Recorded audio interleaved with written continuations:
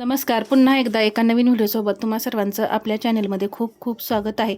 आजच्या व्हिडिओमध्ये मी कटोरी ब्लाउजचा फ्रंट पार्ट स्टिच करताना कोणकोणत्या महत्त्वाच्या टिप्स वापरायच्या हे सांगणार आहे. तर याचं कटिंग मी दाखवलेलं आहे. याच्या आधीचा जो व्हिडिओ आहे पेपर कटिंगचा याच मापाचा आहे आणि याला मी आता अस्तर वगैरे सर्व जोडून घेतलेलं आहे. एकदम परफेक्ट असा हा आपला ब्लाऊज तयार होणार आहे. कटिंग करताना मी ज्या कोणत्या टिप्स सांगते त्या वापरा. खूप छान असा आपला ब्लाऊज तयार होतो. तर सर्वात पहिल्यांदा आपल्याला इथे टक्स द्यायचं आहे. टक्स देताना इथे ही कटोरी जी आहे त्याचा सेंटर करून घ्यायचं आहे.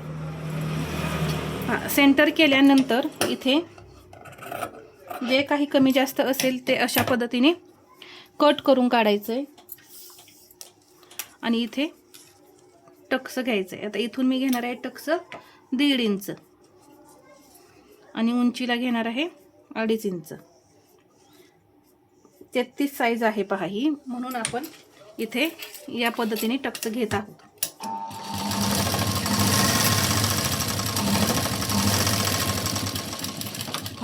टक्सची एक शिलाई देऊन झाल्यानंतर आपल्याला टक्स चेक करायचं आहे. म्हणजे कटोरीला टक्स कसा आलेला आहे किंवा पप कसा आलाय हे पाहायचे. इथे या पद्धतीने हा टक्स दिल्यानंतर हे जे टोक आहे याच्या बरोबर असं हे आपलं टोक कटोरीचं जे आहे ते आलेलं आहे. या पद्धतीने असा हा पप आला पाहिजे आणि टक्स सुद्धा आला पाहिजे. किती सुंदर असा आकार इथे तयार झालेला आहे, तुम्ही पाहू शकता टक्स दिल्यानंतर सुद्धा. आणि टक्स देण्याच्या आधी या पद्धतीची आपली ही कटोरी होती. आता याच्या बाजूलाच एक 1/2 इंचावरती आपण दुसरी शिलाई देऊन घेऊया.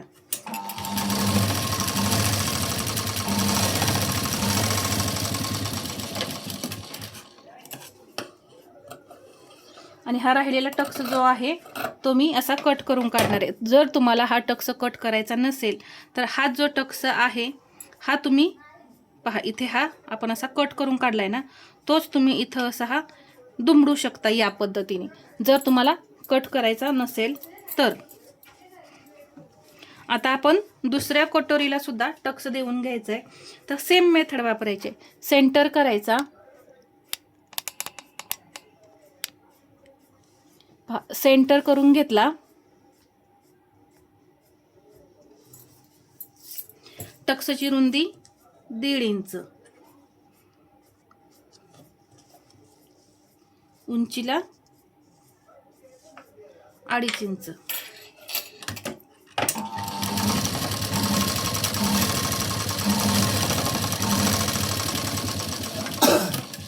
इथे या पद्धतीने एक शिलाई देऊन झाली. लगेचच मी इथं दुसरी शिलाई देऊन घेते.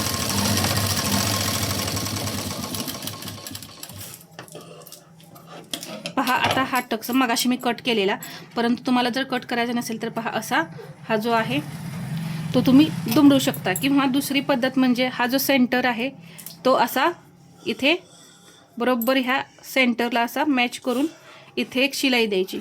याने सुद्धा काय होतं, कटोरीचा जो टक्स आहे तो चपटा होत नाही. म्हणजे शिलाई करताना हा कपडा जो आहे तो स्टिच आपण जेव्हा शिवतो त्याच्यामध्ये येत नाही आणि चपटी होत नाही. तर मी शक्यतो काय करते, कटच करून काढते. तर तुम्हाला इथं टक्स दुमडायचे मी 2 पद्धती सांगितल्या आणि ही मी जी वापरते ती तिसरी पद्धत. तुम्हाला कोणतीही वापरायची ती तुम्ही वापरू शकता. इथे या पद्धतीने दोन्ही कटोऱ्या आपल्या तयार झालेल्या आहेत. इथं पाहू शकता हा जो आपला आकार आहे हा इथला गळ्याचा आणि हे कटोरीचं टोक हे बरोबर असं सेंटर लावलं पाहिजे. या पद्धतीने जसं आपण कटिंग करताना टिप्स वापरतो ना त्या वापरल्या ना तर हे अजिबात तिरकं जात नाही, बरोबर असं सेंटरलाच येतं. ठीक आहे. तर आता आपण हे साईड पार्टला कटोरी जोडून घेऊया. मी एक साईडचा पार्ट जोडून दाखवणार आहे आणि दुसरा तयार करून घेणार आहे.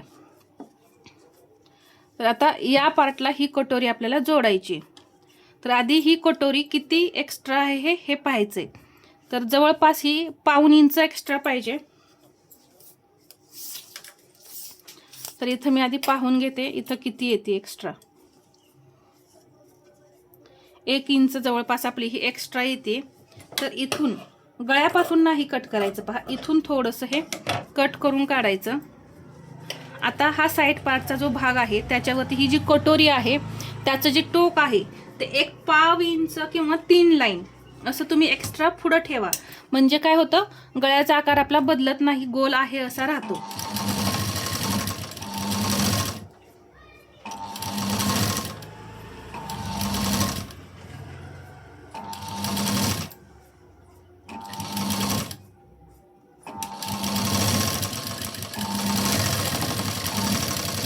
पहा, इथे आपली कटोरी अजिबात कमी आणि जास्त झाली नाही, परफेक्ट मॅच झाली. तर कटोरी जोडताना तुम्ही या टिप्स वापरायच्या. आधी काय करायचंय, साईड पार्ट इथं जवळ ठेवायचा आणि ही कटोरी इथं ठेवून बघायची आणि याच्या पुढे पाऊण इंच किंवा या साईडला पाऊण इंच एक्स्ट्रा अशी कटोरी आहे का हे पाहायचं. जर एक्स्ट्रा असेल तर ती आधीच कट करून घ्या. पहा, या पद्धतीने मी फिनिशिंग सहित कटोरी जोडून घेतली. इथे गळ्याचा आकार सुद्धा सेम पहा, जसा आहे आखलेला आपण तसाच राहिलेला आहे, म्हणजे गळ्याचे आकार सुद्धा बदलत नाहीत. नाहीतर काय होतं, तुम्ही इथं जर टोक एक्स्ट्रा काढलं नाही तर इथं हा मागं पुढं भाग दिसतो, हा पुढे येतो आणि हा मागे जातो. त्यामुळे परत तुम्ही तो गळा कट करून काढता आणि पहा इथं गळा पसरट होतो.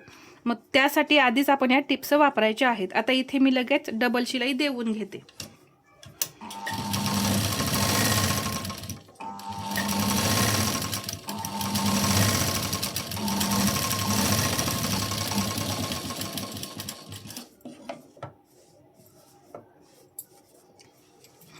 या पद्धतीने पहा, आणि जिथे जिथे आपण शिलाई देतो ना तिथे तिथे थोडंसं नकाने प्रेस करायचं. आता हा कपडा जर फिसकणारा असेल असं वाटत असेल तर तुम्ही थोडं हातानेच असं प्रेस करा, म्हणजे धागे निघणार नाहीत किंवा कपडा फिसकणार नाही तिथं.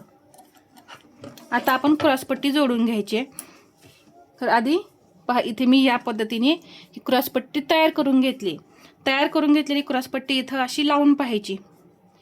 तर इथे सुद्धा हे टोक जे आहे ना ते थोडंसं पुढं असलं पाहिजे आणि इथे सुद्धा ही क्रॉसपट्टी थोडी एक अर्धा इंचाने एक्स्ट्रा असली पाहिजे. म्हणजे काय होतं, नंतर आपल्याला कटिंग करताना शिवल्यानंतर कमी पडू नये.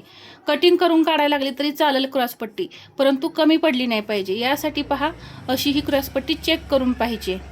तर मी आता ही जोडून घेते. जोडताना काय करायचं आहे, दोन्हीही हे अस्तरची क्रॉसपट्टी आहे आणि ही मेन फॅब्रिकची क्रॉसपट्टी आहे, याची दोन्हीही टोकं पहा अशी पुढं आली पाहिजेत. आणि हा जो कटोरीचा पार्ट आहे मधला तो थोडासा आतमध्ये पहा, इथे दिसत असेल तुम्हाला, मी हा थोडासा असा आतमध्ये ठेवलेला आहे. आणि परत इथे हा मधला भाग जो आहे तो असा गुंडाळून घ्यायचा. परत ही क्रॉसपट्टी जी आहे अस्तरची ती यावरती ठेवायची. तर तुम्हाला इथं दिसत असेल पहा, या दोन्हीही टोकं आहेत इथे क्रॉसपट्टीची ती जास्त आहेत पुढे आणि हा मधला भाग कमी आहे आतमध्ये आहे. तर अशाच पद्धतीने हे जोडायचं, म्हणजे काय होतं, आपली क्रॉसपट्टी जी आहे ती तिरकी दिसत नाही. यासाठी ही टिप्स वापरायची. तर चला आता आपण ही जोडून घेऊया.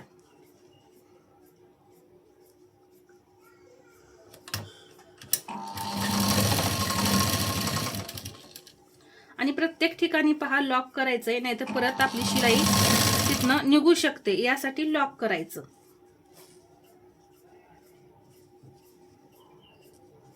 तर पहा, दिसताना आपल्याला क्रॉसपट्टी जी आहे ती एक्स्ट्रा दिसत होती, परंतु पहा जोडताना एकदम बरोबर आणि परफेक्ट अशी आलेली आहे. त्यासाठी कटोरी या साईडला अर्धा इंच आणि त्या साईडला सुद्धा टोक जे आहे ते एक्स्ट्रा असलं पाहिजे.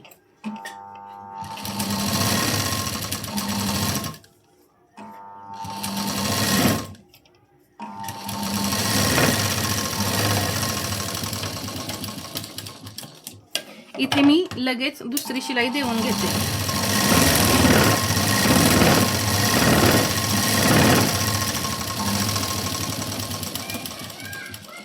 शिलाई देऊन झाल्यानंतर हे जे टोक आहे ते असं कट करून काढायचं, म्हणजे बाहेर येत नाही ते, नाहीतर काय होतं ते बाहेर आल्यासारखं दिसतं.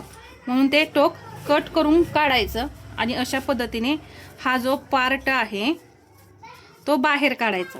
इथे मेन फॅब्रिकची क्रॉसपट्टी जी आहे ती एक्स्ट्रा आहे, ती आपण इथं अशी कट करून काढायची. पहा, आपली अस्तरची निघली का कट करून नाही. या पद्धतीने इथे पहा, आता हा पार्ट सुद्धा पहा, इथे वाटत असेल तुम्हाला हे थोडं तिरकं जाते, तर हे या पद्धतीने सरळ करून घ्यायचा हा भाग. ठीक आहे, असा हा सरळच हा भाग आला पाहिजे, तिरका वगैरे कुठेही झाला नाही पाहिजे. तर किती परफेक्शन आलेलं आहे पहा. इथे ब्लाऊजला कुठेही ब्लाऊज असा आपला फिनिशिंग बिघडल्यासारखं दिसत नाही. तर या पद्धतीनेच तुम्ही स्टिच करायचे.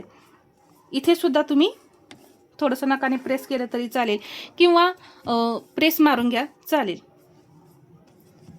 इथे मी या पद्धतीने हा पार्ट तयार केला आहे. दुसरा पार्ट मी तयार करून घेते. किती सुंदर असा हा पार्ट तयार झालेला आहे पाहू शकता. तर इथे पहा, हा दुसरा सुद्धा पार्ट मी तयार करून घेतलाय आणि हा आपला पहिला पार्ट आपण तयार करून घेतलेला. एवढे पार्ट तयार झाल्यानंतर हे जे हुकाय पट्टीचे भाग आहेत, आपण इथे हुकाय पट्टी जोडतो, ते असे एकमेकावरती ठेवून एकसारखे आहेत का हे पाहायचे. जर एकसारखे नसतील म्हणजे कोणताही एखादा पार्ट यातला मोठा किंवा छोटा दिसत असेल तर तुम्ही काय करायचं, इथून कट करून काढायचं आहे पहा इथून. आणि खूपच जास्त मोठा होत असेल तर इथे क्रॉसपट्टी चेक करायची.